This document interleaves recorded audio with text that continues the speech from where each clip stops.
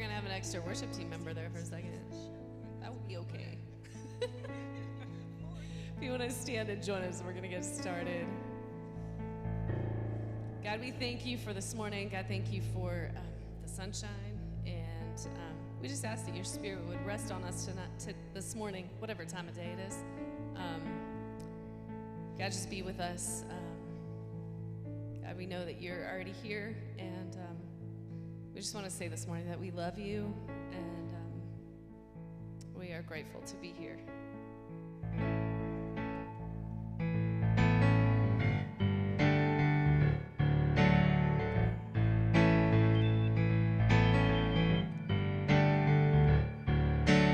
God, I'm on my knees again.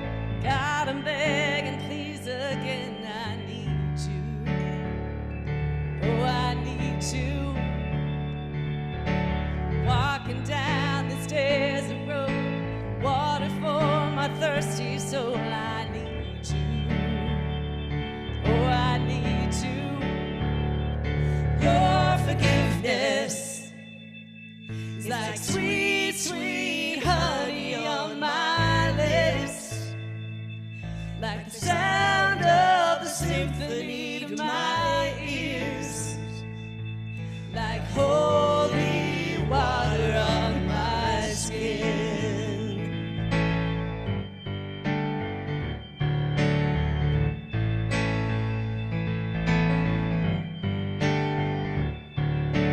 Dead men walking, slave to sin. I want to know about being born again. I need you. Oh, I need you. So take me to the riverside. Take me under baptized. I need you. Oh, God, I need you. Your forgiveness is like sweet, sweet honey on my lips, like the sound of a symphony to my ears, like holy water on my skin.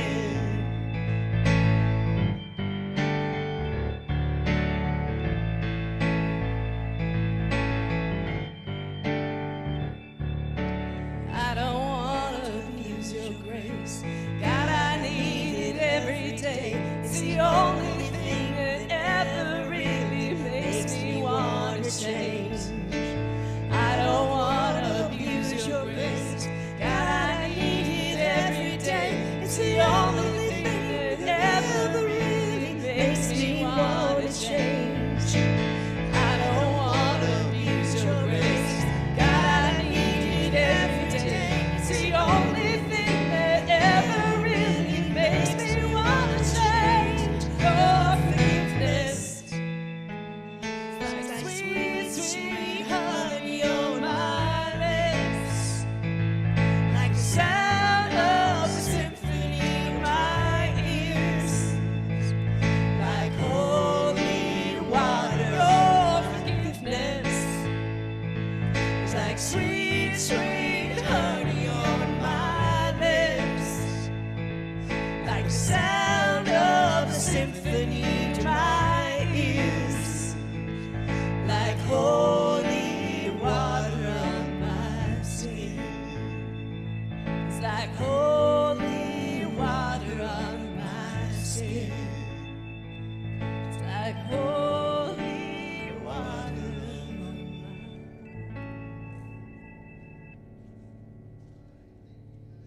Being here. We are so glad that you're here with us today to worship at Trailhead. And that's our prayer, that you would be able to truly worship, that you could just put everything aside during this time and connect with the living God. I think most of you already know her, but I want to formally introduce AJ to you. AJ is going to be with us for a couple of months anyway, a few months, helping lead us as we are in this transition time, and we are so thankful for her. Yeah. Also thankful for all of these that are here every single week. Yeah. Yeah. Hey, if it is your first time with us, you're going to be here for about an hour. We're going to be hanging out. You will see the words to the songs on the screen. I'll speak for about 20 or 30 minutes. We will have a few things right at the end of the service, but after about an hour, we'll be out of here. So as much as you are able, as much as God allows you, just put everything in the world aside right now. Focus your eyes on Him and worship Him for who He is. Let's continue worshiping, AJ.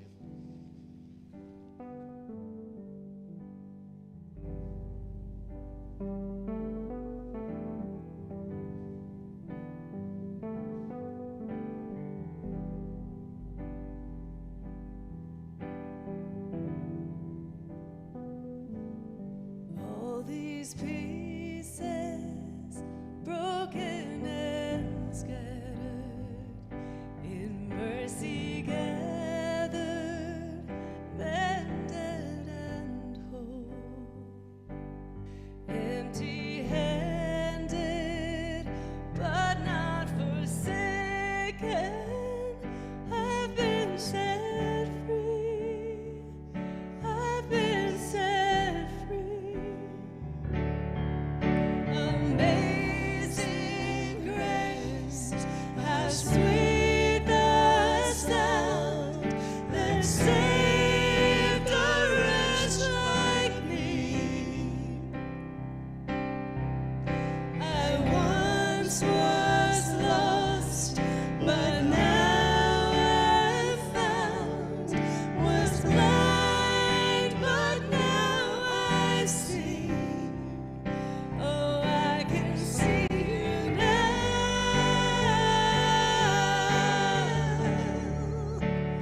I can see the love in your eyes, laying yourself down,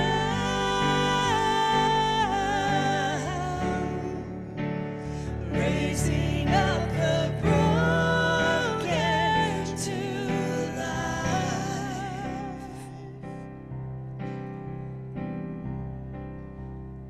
You take our failure, you take our weakness, you set your treasure in jars of clay. So take this heart, Lord, I'll be your vessel, your world to see, your life in me. Amazing grace, how sweet the sound that saved a wretch like me. Oh, I once was lost, but now I'm found. Was blind, but now I see. Oh, I can see you now.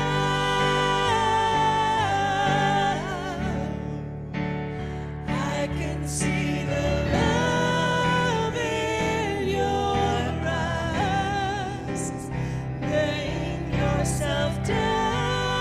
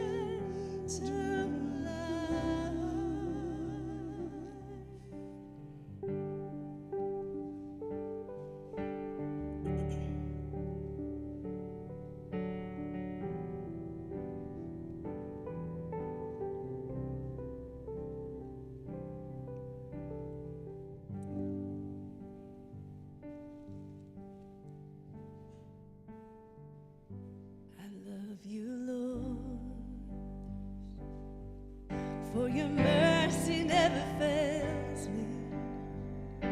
All my days I've been held in your hand.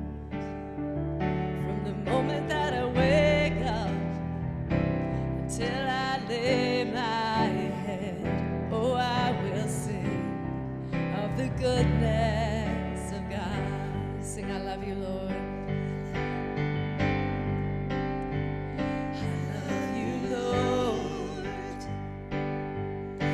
Your mercy never fails me. All my days I've been held in your hands. From the moment that I wake up until I lay my head, oh, I will sing of the goodness of God. 'Cause all my life you have been faithful. All my life you have been so, so good. With every breath that I am able, oh, I will sing of the goodness of God.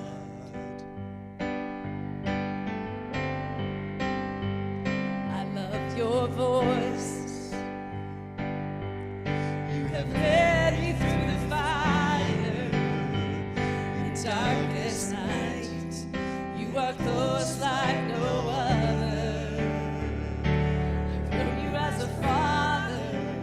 I've known you as a friend. I have lived in the goodness of God. All my life you have been faithful. All my life you have been so, so good. With every breath that I am able, oh, I will sing of the goodness of God.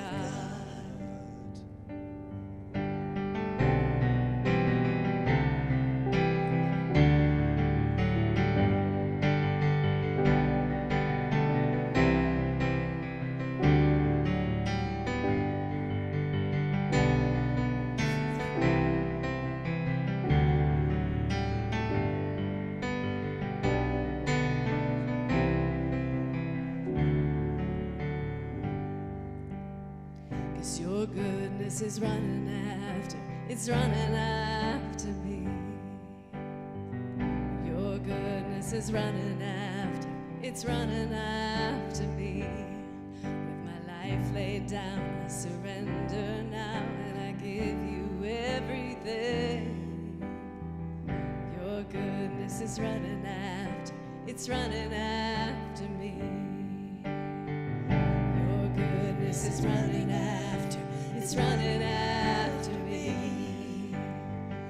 Your goodness is running after, it's running after me. With my life laid down, I surrender now, and I give you everything. Your goodness is running after, it's running after me. Lift it up and sing. Your goodness is running after, it's running after me. Your goodness is running after, it's running after me. With my life laid down, I surrender now, and I give you everything. Your goodness is running after, it's running after me. 'Cause all my life you have been faithful. All my life you have been so, so good. With every breath that I am able, I will sing of the goodness of God. I will sing of the goodness of my God. I will sing of the goodness of God. breath that we breathe honor you. God, let us declare your goodness day in and day out. Every person we interact with, God, let us declare your goodness and your kindness. God, we honor you and we bless your name. In Jesus' name, amen. Y'all can have a seat.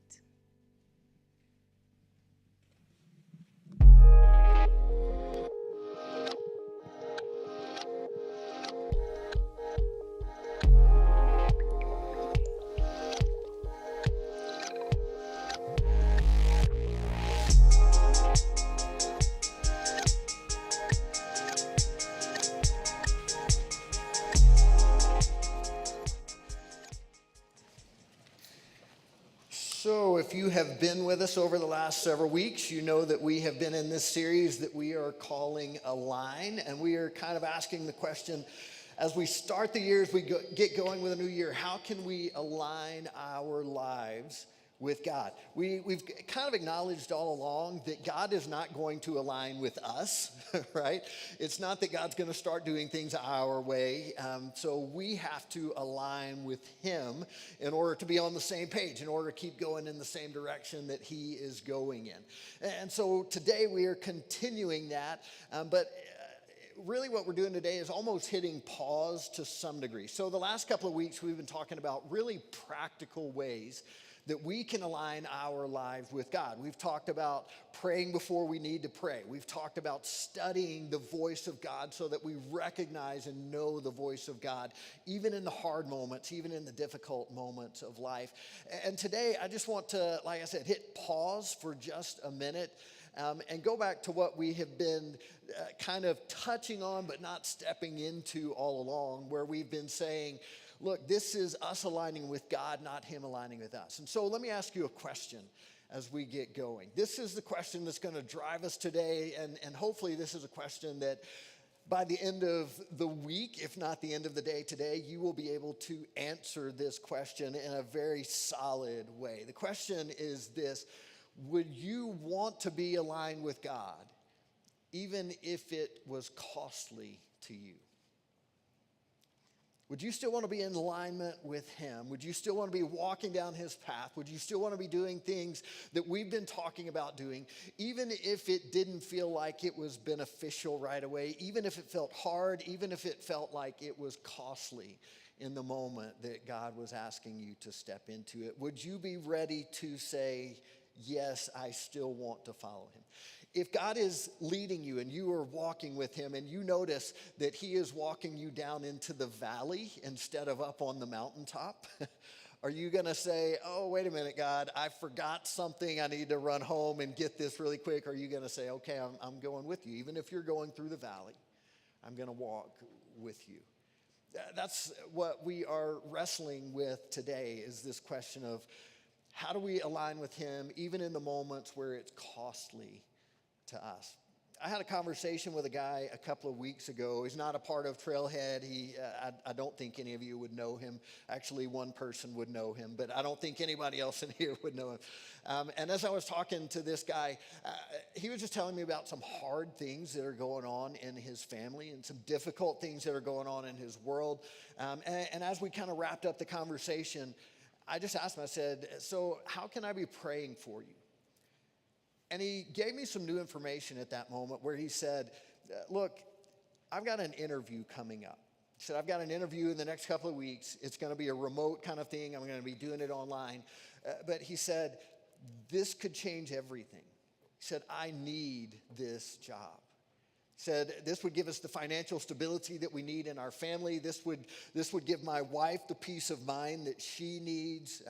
He said this would make things so much easier. This would work with my schedule really well. I could do things that I haven't been able to do, that I've wanted to do. And so he kind of said, will you just be praying that God would allow me to have this job, because I need this job. One thing I just have to warn you about with pastors, maybe not all pastors, with this pastor, Sometimes when you ask your pastor to pray for you, they may not pray exactly the way you thought they were going to pray for you, okay? I prayed out loud with this guy before we left the meeting that we were in. But, as I prayed with him, I was praying, God, I pray that you would show us clearly what you want here. Make it very clear. Give him the why if it's a no. Give him the why if it's a yes. But you show him the details that he needs to see so that he can step into the thing that you want him to have. I walked away from that, and I never did ask him the question, but that was one of those moments where you want to ask the question, okay, if this is costly to you, are you still wanting to align with God? If you don't get what you want in this prayer, in this interview, if you don't get your way in what you're doing, do you still really want to be aligned with God in this moment? I don't know if you've been there. I'm guessing you have. Maybe you've even prayed that prayer before. God, I need this job.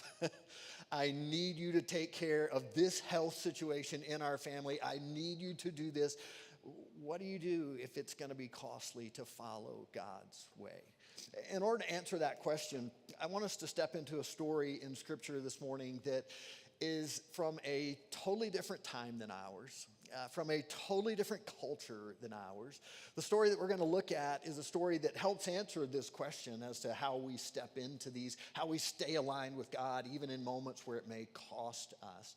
And it comes from the Babylonian Empire. You don't hear us talk a whole lot about that in church, but the Babylonian Empire is actually a big part of the Old Testament scriptures, believe it or not. And so we're going to be looking at a story that comes from the Babylonian Empire from hundreds of years before Jesus was born, before he came along, in the book of Daniel. Daniel chapter 3 is where we're going to hang out for a few minutes this morning. And so as we read through this story, what you are going to see is there is some kind of crazy stuff going on in the Babylonian Empire where some Jews have to make some extremely difficult decisions about what they're going to do in this moment. So like always, we're just going to kind of walk through this, and as we walk through the verses, we'll be talking through different parts of this. I can already tell you that I put the slides together for this, and on the very first slide, I've got the wrong reference. I think it says Daniel 1:1, but we are in Daniel 3:1 instead of 1:1. So this is what it says in Daniel chapter 3, verse 1. King Nebuchadnezzar made a gold statue 90 feet tall and 9 feet wide, and set it up on the plain of Dura in the province of Babylon. All right, just wrap your minds around this for a second, okay? Because this is a statement piece in Babylon. Anybody paint an accent wall in your house or have something that you walk in and everybody is like, oh, that's a statement piece. This is a statement piece in Babylon, all right? So King Nebuchadnezzar constructs this statue. And it's not made purely out of gold. It's made out of wood. It's probably made out of plaster. And then they cover it with gold. It's gold plated, right? But it is 90 feet tall. Just to help you wrap your mind around that, I know it doesn't look like it at all, but we are sitting on a basketball court right now, right? If you go from one end of the basketball court all the way to the other, which you can't see, it is 94 feet. All right? So you think about taking the length of this building and standing it up on its ends. It's like 10 stories tall if you do that.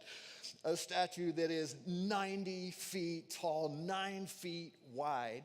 And not only that, but it's made out of gold. What do you think is going to happen every time like the sun rises? This thing is just going to pop, right? I mean, and the whole area is going to see it. And people are going to be like closing their mud hut windows saying, this is too bright. We don't want to see all of this light. It's a statement piece that Nebuchadnezzar is putting together.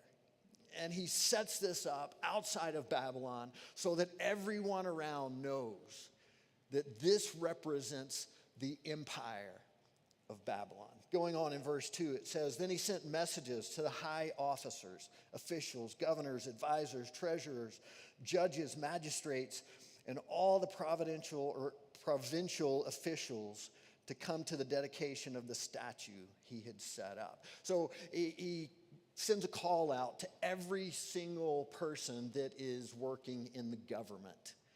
And it's not just like the governors, the high-ranking guys. It's like, let's get every single person that's a part of the government together to celebrate the unveiling of this statue, right? If you put that in our context, it's like, okay, send a letter to the congressman and send a letter to those that work for the post office, those that are in the military, every single person that's a part of the U.S. government, we want them here at this celebration. So he calls out the entire government of the Babylonian Empire to celebrate the unveiling of this. In verse 3 it says, So all these officials came and stood before the statue King Nebuchadnezzar had set up. Then a herald shouted, People of all races and nations and languages, listen to the king's command. Just pausing for a second, why do you think they would say people of all races and nations and languages? Do you think he's loud enough to be heard over the entire earth? Yeah, probably not, right? Here's what's going on. There are people from tons of different nations, tons of different countries that speak tons of different languages right here in this setting. And the whole reason they are here in this setting is because of the way Babylon operates. If you remember anything about the story of the Jews, you remember that the Babylonians came in, they conquered the Jews, they took a number of them as slaves back to Babylon. And so those Jews started working as slaves for the government of Babylon. Well, guess what? It wasn't just the Jews. They're establishing an empire. And the way they establish their dominance is to go to all of these surrounding nations and they conquer them and they take their people back and they set them in places of service so that the Babylonians can kind of just sit on top and say, okay, we need you to do this and this and this while we throw our parties and enjoy our time together, right? And so all of these nations are represented there and they're calling out and they're saying, whatever nation you're from, whatever language you speak, you are responsible to be here and bow down before this statue, regardless of what your culture says, regardless of where you came from. Why do you think they would do that? Why would a nation come and say, every single person here is now going to worship our God and do things our way? I'll give you a clue. It's in the series title that we're using. They are aligning people. If you've got people that are all over the place in terms of who they worship, what they're doing, the way that they think about life, the way that they handle culture, then they're never going to accomplish anything together. So what does a nation like Babylon, an empire like Babylon do? They bring all these people together and say, okay, forget where you came from. Now you're worshiping our God. You're going to speak our language. You're going to do things the way that we want you to do them, right? And so that's exactly what Nebuchadnezzar is doing. He is aligning people for his purpose. He's aligning people according to the ways of Babylon. And he goes on and says this, verse 5, he says, when you hear the sound of the horn, the flute, the zither, the lyre, the harp, the pipes, and other musical instruments, bow down to the ground to worship King Nebuchadnezzar's gold statue. I don't know if I'm supposed to announce this, but I'm pretty excited about it. AJ and I talked, and she told me that next weekend we are going to have a horn and a flute and a zither and a lyre. No, she didn't say that, really. She's actually going to be out of town next weekend, so we'll put that on somebody else. But just think about all of these instruments, right? All of these things up there. It's a huge band, basically. And they say, whenever you hear the band start to play, I don't care where you come from. I don't care what language you speak. I don't care what God you used to worship. You bow down. This is now your God. Babylon is who you are now worshiping. verse 6. Anyone who refuses to obey will immediately be thrown into a blazing furnace. This might be that point where you say, really? I mean, is this just a good story that somebody made up? Do they really throw people into a fiery furnace? Let me just remind you that historically, this is not unusual. Now, maybe the fiery furnace is a different way of doing it, but historically, empires have come along and they've said, if you don't follow our ways, if you don't worship our God, then you will be killed. In fact, hate to even admit it standing up here, there's a period of Christian history called the Crusades. One of the most deplorable things that you can think of. Hugely because Christians didn't understand Scripture, and they just said, we're going to do what we think is right here. But you know what they were doing? They were going into places, conquering them, saying, you're going to worship our God, or else. Another just unique historical fact, you know how Islam became the dominant force in the Middle East. Hundreds of years ago, they start going into these countries, and they conquered the nations, and they told them, you either worship Allah. By the way, just so there's no confusion, Allah and the God of the Bible are not the same, okay? They go trace back to Abraham the same, but they're not the same. And so the Muslims say, you're either going to worship God or you're going to die. And you know what happens? Miraculously, entire nations become this religion, right? That's how Islam became a dominant force in the Middle East. This is kind of a normal thing historically, if you look at it. And so the people of Babylon have said, you're going to worship our gods, you're going to do things our way, or you're going to be thrown into the fire. What do you do if you're a good Jewish man or woman who is serving in Babylon, and they say, okay, you have a new God, you're going to worship this God, or else? How do you handle yourself in that moment? I think most of you probably know where this story's going. I think you've probably heard it before, right? But this is a huge moment of decision for all the Jews that are in this area. It's a decision of, okay, am I going to bow down or am I going to stand up? To bow or not to bow? That is the question. And it's one that their lives depend on at this moment. It is a costly decision for them to make. If they say, we are not bowing down to your God, they know it is going to cost them potentially their lives as they go forward. So, what do you do? You know, in some ways, the decision that these guys had to make, in some ways, the decision that these Jews had to make is a lot more difficult than ours, right? Because I'm just betting, but I'm guessing that you are probably not going to be faced with a fiery furnace this week that you might get thrown into if you don't obey somebody, right? We don't necessarily have that kind of thing going on. So it's harder for them in that regard. But you know what I think is harder for us? Where they had this 90-foot statue that they could look at and say, yeah, that's an idol. I think it's a lot harder for us to identify the idols in our world that we tend to bow down to. So let me just ask you a question. What idols are in your world? Do you have any idols that you would recognize in your life? I think all of us could probably list a few if we were just honest, right? I think there are idols of relationships where it's like, I love you, God, but I need this relationship. And it may be not a relationship between a man and a woman. It may be that you look at this relationship that you have with your child and you say, well, this is the most important relationship. And idols can be good things. They really can. Good things that we just take and elevate too high. Good things that we take and put optimal status on, where we say all of our decisions are based around this thing because it's the most important. That's what an idol is. So maybe it's a relationship.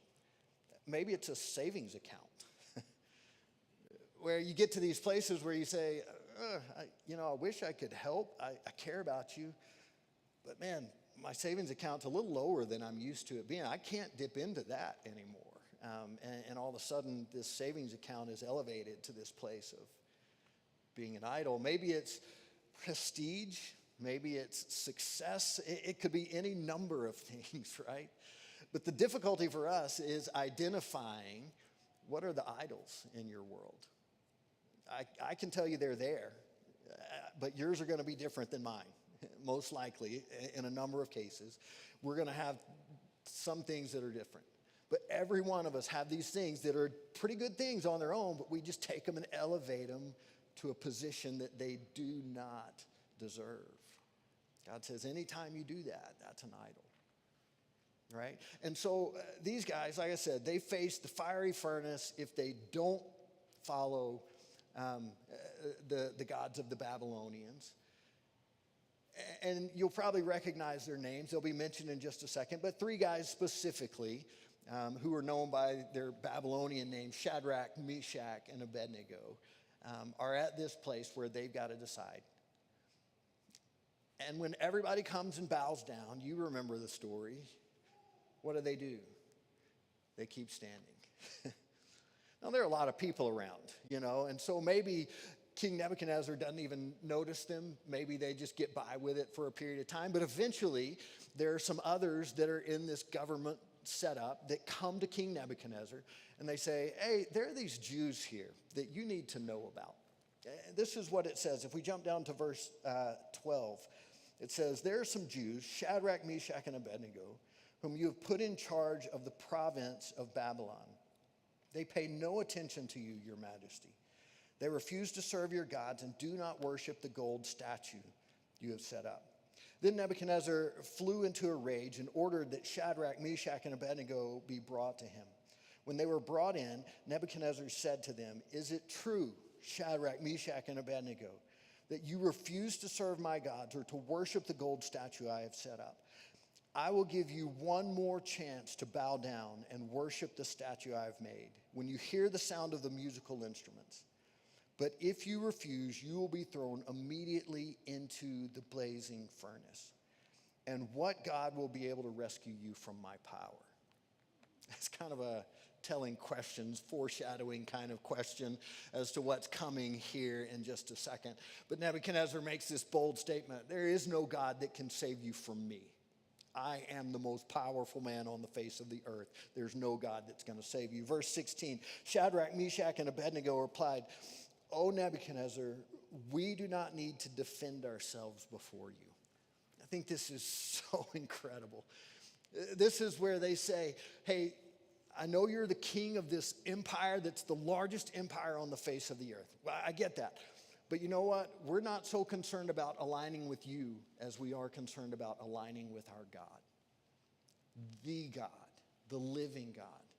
And so they say, we're not really all that concerned about what you're telling us to do. In verse 17, it says, if we are thrown into the blazing furnace, the God whom we serve is able to save us. He will rescue us from your power, your majesty. Verse 18, but even if he doesn't, we want to make it clear to you, your majesty, that we will never serve your gods or worship the gold statue you have set up. Even if he doesn't. That little phrase, even if, that's like the key to this whole thing, right? They believe in the power of God, and they say, we know that God can save us from your hand. We know he can save us from whatever you put against us. But even if he doesn't, you know what? We're not going to align with you. We're going to stay aligned with our God. I think that's a phrase that somehow needs to be incorporated into our hearts and our minds and our lives and our world. As we say, God, I want to follow you. I want to be aligned with you. You know what? I think we have to be willing to say, even if it doesn't go my way, I am still going to worship and serve and follow you. Even if it's not the way I dreamed of, even if it's not what I planned, I am still worshiping you. You know what happens in that moment? You get aligned. You get aligned with the living God. In that moment where you come to this place and you say, even if it's going to cost me, I'm following you. What would that be in your world? Even if the cancer comes back, I'm following you. I'm doing it your way. Even if the relationship that is so dear to me falls apart, I am aligning with you and following your way. Even if the recession turns into a full-blown depression, I am still going to listen to you about the way that I use my resources. I am following you. Even if everything in life gets difficult, I'm following you. Alignment is not about getting my way. Alignment is about following his. That's how this works, guys. This is what God wants us to come to this place where we say, okay, God, no matter what it is, no matter where you're taking me, no matter what you're asking, my answer is yes. And because you're God, because you're Lord, I'm telling you up front, my answer is yes. Before I even know what's coming, my answer is yes. I read some verses recently, a couple of weeks ago, that just struck me, that just stood out to me. And I've read this passage a number of times before, but it comes from the book of Job. So let me just kind of set the context. If you remember the story of Job, Job is this guy who loses everything, right? He has children that die. He has all of his property taken. Things are burned down. He loses everything. He gets these sores all over his body. And so for a big chunk of the book of Job, Job is going to God and he's saying, God, why aren't you fighting for me? And he goes a little too far at some points, but he's saying, I've done nothing wrong, God. Why is this happening? And Job's got some wonderful friends, 3 of them specifically, that come and they hang around Job and they listen to him. And after Job talks, they always kind of respond by saying, you messed it up. You obviously did something to offend God. And because you were offending God, he's letting you go through all of this stuff. And Job's saying, I did nothing. I don't know what. He's saying, God won't talk to me out loud and tell me what I did. I don't think I did anything wrong, right? Well, eventually, there's a 4th friend that just kind of pops in out of nowhere. And apparently he's younger than all the other guys. And he has held his voice to this point because he hasn't wanted to speak in the midst of the elders that he's with. But he speaks up and he actually gives clarity to some degree to how we are to align ourselves with God, even in the hard moments. And he doesn't attack Job and say, you shouldn't have done this. But he looks up and he says, look, this is the way God aligns with creation. And so in Job 37, verses 11 and 12, he says this, talking about how God and creation align. He says, he, God, loads the clouds with moisture and they flash with his lightning. The clouds churn about at his direction. They do whatever he commands throughout the earth.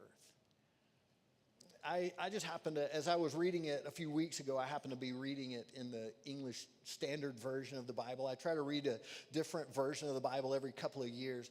And this is what stood out to me as I read it. Let me just read it to you, verse 12 in the English Standard Version. So, If we go one more slide here, yeah, there we go. It says, they, talking about the clouds, they turn around and around by his guidance to accomplish all that he commands them on the face of the habitable world.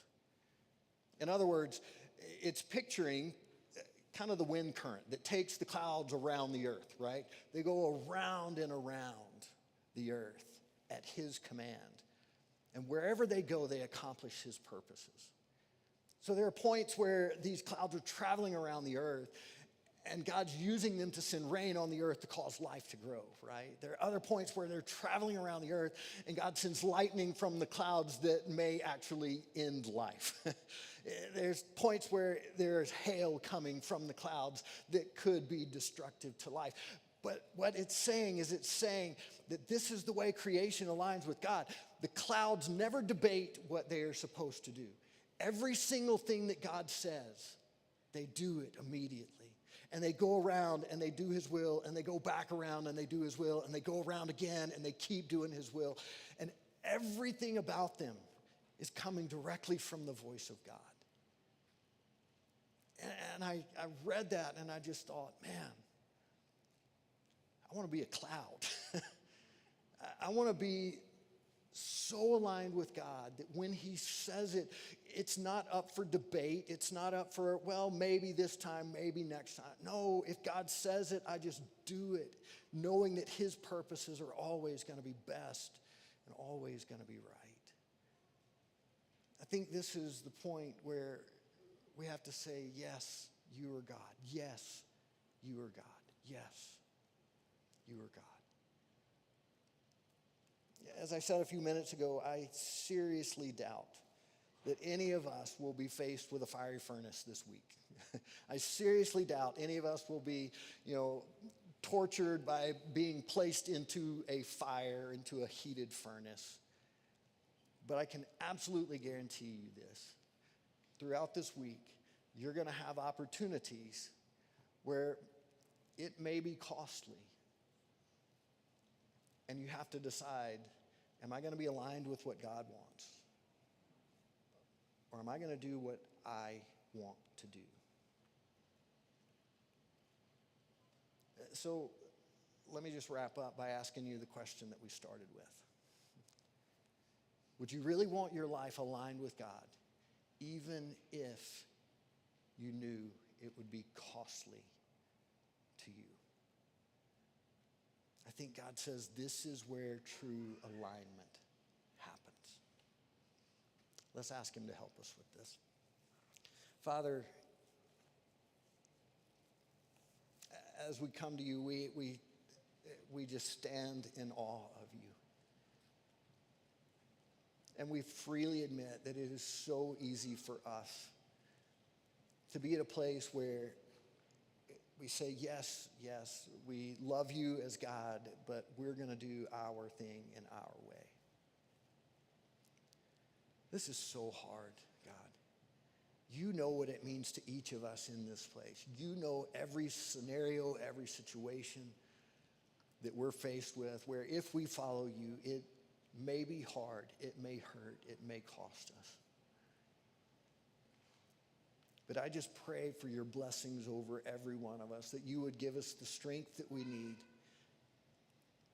to say we are going to follow you, even if it means we are thrown into the fire as a result.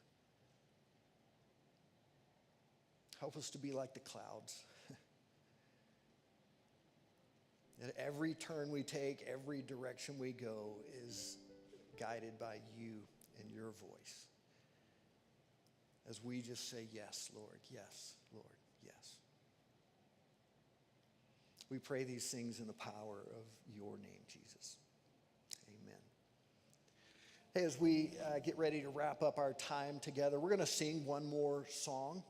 And as we do that, we're going to also pass an offering basket. If you've been at Trailhead for a while, you know that this is something we do the first weekend out of every month. This doesn't mean that all of a sudden you've got to panic and figure out, oh man, did I bring $1 with me? It doesn't mean that at all. This is a point of worship, though. That's why we stop and point it out the first weekend out of every month, because this is an opportunity to do exactly what we've been talking about, an opportunity to say, yes, God, if you are saying it, I'm going to do it. If you are asking me to step in, I'm going to step in. And as we always acknowledge, a number of you already give online, and we are so thankful for that. We're not asking you to give to look good to your neighbor. We're just asking you to imitate the generosity of God in your world, in your life. And so this is an opportunity to worship by doing that. Let's stand together and sing, and as we do that, we'll pass the offering baskets.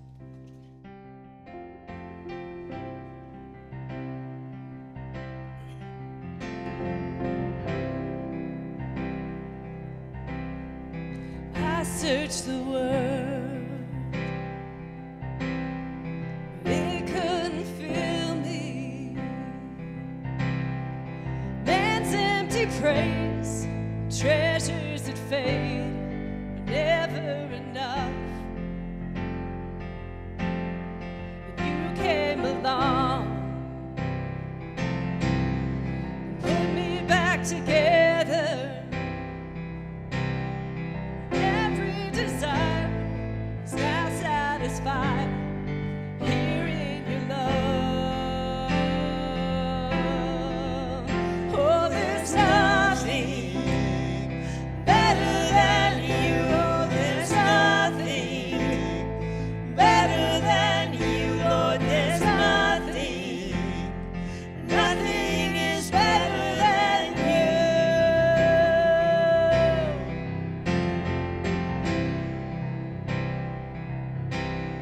And I'm not afraid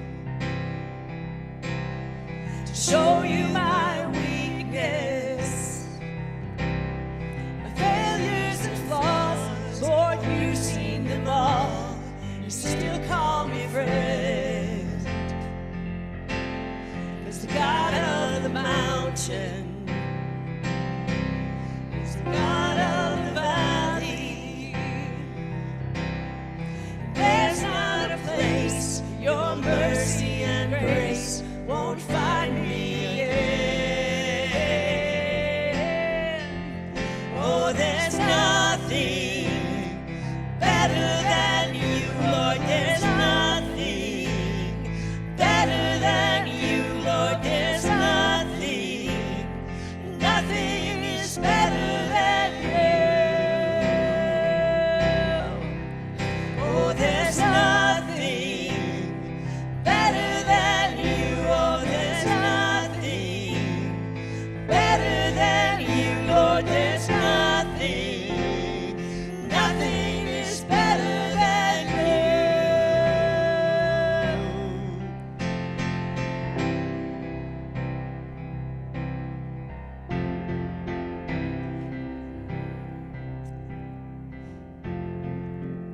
You turn mourning to dancing. You give beauty for ashes. You turn shame into glory. You're the only one who can. You turn mourning to dancing. You give beauty for ashes. You turn shame into glory. You're the only one who can. You turn graves into gardens. You turn bones into armies. You turn seas into highways. You're the only one who can. You're the only one who can. You're the only one who can. All right, before before you guys go, I'm going to ask you to be seated for just a second. We have a few announcements that we need to make sure you are aware of. So this is Christine, and Christine is at the Alpha Center. Maybe you're familiar with the Alpha Center here in Fort Collins, maybe not. And so she's going to give you a little bit of information as to why these baby bottles are sitting on the table back here and why you need to take one with you this morning when you go. Hi, my name is Christine, and like he said, I work with the Alpha Center. The Alpha Center serves our community by providing services and education related to sexual health at no cost to the patient. These services include pregnancy testing, options counseling, and ultrasounds. We offer routine STD treatment and screening, relationship counseling, new parent mentoring, parent classes, after abortion care, miscarriage and stillbirth care, and community referrals when needed. We strive to provide excellent and accurate medical care to each of our individuals that come and see us, with the goal of showing the love of Christ and caring for them holistically. Our staff is committed to providing excellent care no matter their race, ethnicity, gender, age, or life circumstance. Our staff consists of 5 registered nurses, 3 patient leads, 2 client services, and 4 administrative personnel, along with many volunteers and board staff from our community and local churches. Currently, you guys have decided to do a baby bottle campaign. The baby bottle campaign, sorry, I've never done this. My executive director does this, and I'm like shaking. Sorry. I couldn't convince her to come in because she was busy speaking at another church today, and she's like, you've got this. You're going to take one of these bottles home, and your kids or yourself will fill it with change, a check, dollar bills, and what it does is it can hold $10 to $15 in change, and it comes back to the Alpha Center to serve our community for these patients that come in and see us. It's a fun way to get your kids involved, to give back to our community, and we really like to be able to serve our community for them to have it as no cost to them. It is all supplied by donor giving and church giving. We do not charge them for anything they walk in our building to do. If you have any other questions, I'll be in the back for a few minutes, but your church has decided to do a 3 to 4 week campaign. You guys will come up with as much money as you possibly can, and then I will send out a report to how much you guys have earned. And it's just a fun way of knowing that you're helping people, especially CSU students in our community. Thank you.